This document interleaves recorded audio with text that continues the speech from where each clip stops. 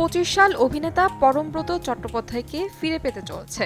একের পর এক সিনেমার শুটিং ঝড়ের গতিতে সারছেন তিনি। সদ্য শেষ করলেন সৃজিত মুখোপাধ্যায়ের কিল বিল সোসাইটির সিনেমার কাজ। টিজার অনুযায়ী আনন্দকর এই সিনেমাতে মৃত্যুঞ্জয় কর। সেই পর্ব মিটতেই তিনি ঈশ্বর সহায়ের সঙ্গে পরের সিনেমার শুটিংয়ে ব্যস্ত। তবে কেন এত দ্রুত কাজ সারছেন এই অভিনেতা, এমন প্রশ্নে একটি গণমাধ্যমের সাক্ষাৎকারে তিনি বলেন, ফেব্রুয়ারি মাসে আমি আর পিয়া চক্রবর্তী জানিয়েছিলাম আমরা বাবা মা হতে চলেছি।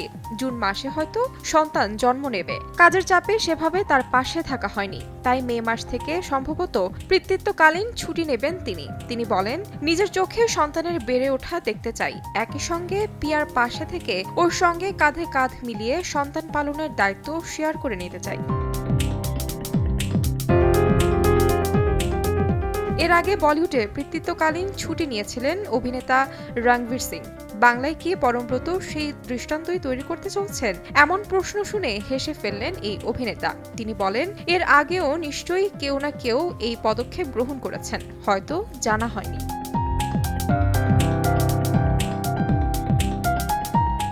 তাহমিনা তন্নি, সময় সংবাদ।